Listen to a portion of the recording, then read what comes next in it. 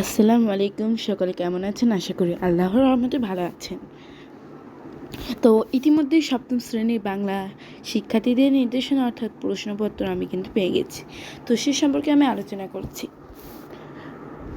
নির্দেশনা বুঝতে হলে শিক্ষক সহপাঠী সাথে আলোচনা করা যাবে।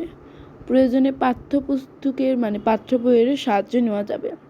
তবে আজকে সমস্ত আলাপে ও কাজে প্রমিত ভাষা ব্যবহার করতে হবে। বিদ্যালয়ে জনসচেতনতামূলক একটি আয়োজন করা হবে। এই সভায় আমাদের প্রত্যাহিত জীবন ও চারপাশের নানা সচেতনামূলক বিষয় নিয়ে আলোচনা করা হবে। এই সভায় উপস্থিত থাকবেন আমাদের এলাকার বর্গীয় ব্যক্তিবর্গ, বিদ্যালয়ের প্রধান শিক্ষক, সকল শিক্ষক ও শিক্ষার্থী।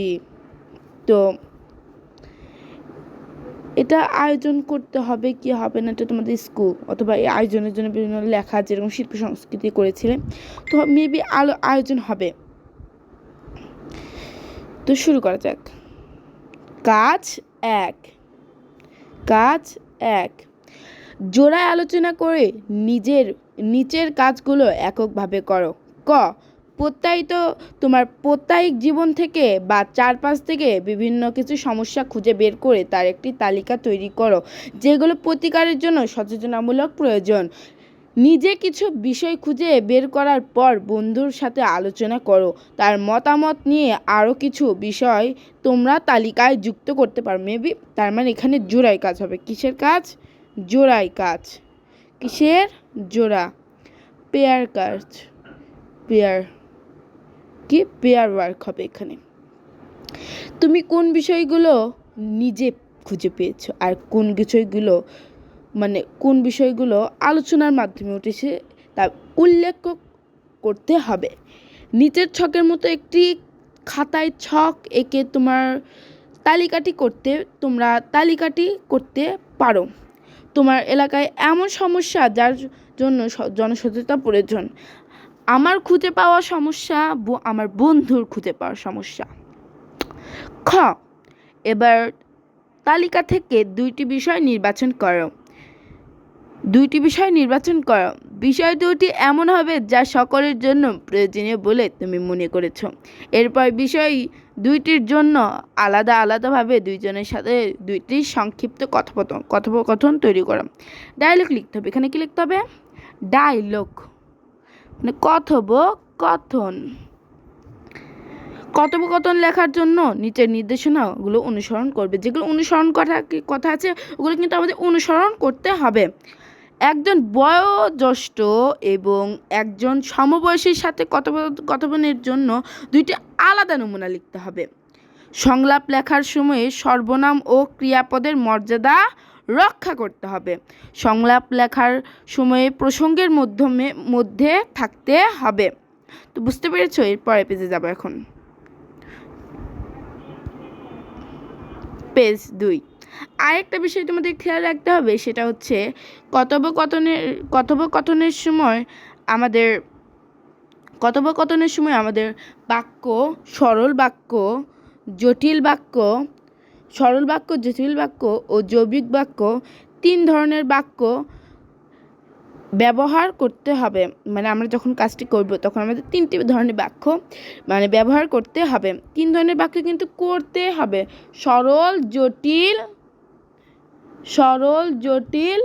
যৌগিক। নাহলে কিন্তু ওটাতে তোমরা চতুর্ভুজ পেয়ে যাবে। কথোপকথনের সকল নির্দেশনা বা জোড়ায় আলোচনা করা যাবে এবং জোড়ায় আলোচনা থেকে নতুন কী ধারণা উঠে এসেছে তা কথোপকথনে লেখার আগে আলাদাভাবে সংক্ষেপে তুলে ধরতে হবে। কথোপকথনের বিষয়বস্তু হুবহু এক হওয়া যাবে না। এবার কথোপকথনের ব্যবহারে 3 ধরনের বাক্য করে একটি নমুনা। তোমরা কিন্তু আগের দিন সরল বাক্য, জটিল বাক্য এগুলো কিন্তু পড়ে যাবে, নাহলে কিন্তু পারবে না। সরল বাক্য, জটিল বাক্য, যৌগিক বাক্য। এটা সরল বাক্য লিখবে। কাজ 2। ক, যে 2টি বিষয় বা ঘটনা তুমি আলাদা করেছো সে 2টি বিষয় ঘটনা কোনো অন্যদের জন্য দরকারি বা অন্যদের উপকারে আসতে পারে তা 150 শব্দের মধ্যে লিখো। মানে এটা তোমাদের একটা রচনাও লেখা, মানে রচনার মতন না তো, প্রবন্ধ মানে বিবরণ লেখা লেখা হয় না, মানে ওই রকম লিখতে হবে। কত? 150 শব্দের, কিন্তু তোমরা কিন্তু 150 শব্দই লিখবে, এর বেশি যেতে পারে, কিন্তু এটা কিন্তু মূল্যায়ন, ষান্মাসিক সামষ্টিক মূল্যায়ন, এর জন্য ভালো করতে হবে। লেখার মধ্যে যেন সমাস, উপসর্গ, প্রত্যয়ে সাধিত প্রত্যয়ের মাধ্যমে গঠিত শব্দ থাকে। এগুলো কিন্তু খেয়াল রাখবে, ওকে? এগুলো কিন্তু তোমরা খেয়াল রাখবে, এগুলোর জন্যই কিন্তু মিস নাম্বার কাটবে, মিস স্যার যেই থাকুক। তোমার লেখা থেকে সমাজ, উপসর্গ বা প্রত্যয়ের মাধ্যমে গঠিত শব্দ আলাদা করো। সব মিলে 5টি শব্দ বাছাই করো। নিচের ছক অনুরূপ ছক এঁকে খাতায় কাজটি করো। শব্দ কী কী শব্দ পাইলে? ভাঙলে কি হবে? শব্দের কোনো উপায় গঠিত? তো এভাবে তোমরা এই ছকটি পূরণ করবে। আমি প্রশ্ন কিন্তু বিশ্লেষণ করছি, উত্তর দিচ্ছি না। সরকার থেকে বলেছে উত্তর, কিন্তু আমাদের উত্তর ঠিক হয় না, আমাদের উত্তর দেওয়া যাবে না। প্রশ্ন ফাঁস করলে নো প্রবলেম। 3য় পৃষ্ঠা। গ, তোমার লেখা থেকে 2টি শব্দ বাছাই করো। শব্দ 2টির একটি করে মুখ্য অর্থ ও আরেকটি করে গৌণ অর্থ লিখো। তো মুখ্য গৌণ এটা কিন্তু তোমরা লিখবে। তো বারবার অন্য জায়গায় আসে, তো মুখ্য গৌণ এটা কমপ্লিট করবে, কিন্তু কমপ্লিট, ওকে, কমপ্লিট করবে। তো আমি এই ড্যাশবোর্ডে আমি কখনো লিখি না, তো ফার্স্ট। গ, এবার তোমার লেখা অনুচ্ছেদের জন্য 3টি করে শব্দের প্রতিশব্দ লেখো। তার প্রতিশব্দ ব্যবহার করে আবার লেখো বাক্যগুলো আবার লেখো। খুব সুন্দর, এগুলো কিন্তু হচ্ছে তোমাদের পাঠ্য বই যে পড়েছে সে কিন্তু পারবে। কাজ 3, মেবি এটা দলগত কাজ। হ্যাঁ, আমি যেটা ভেবেছিলাম ওটাই, তো আমাদের ক্লাসে ওটা করেছিল মিস।